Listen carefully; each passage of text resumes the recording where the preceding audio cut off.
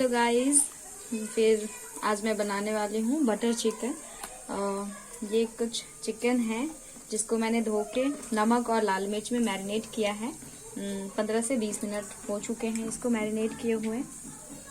तो butter chicken बनाने के लिए सबसे पहले हम बटर को लेंगे और मेरा कढ़ाई गरम हो चुका है जिसमें मैं बटर को डालूंगी। फिर बटर हमारा पिघल चुका है।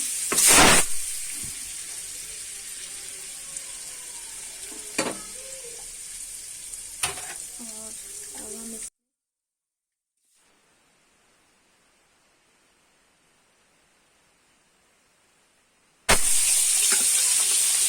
वो बात हटा देंगे। अब हम चेक करते हैं कि हमारा चिकन पक चुका है या नहीं।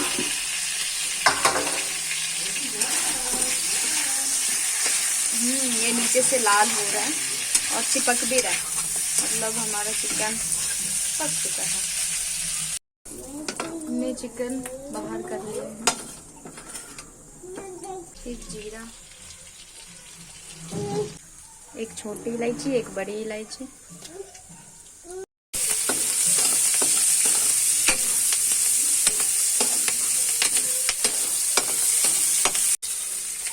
टमाटर और लहसुन भी डाल दिया।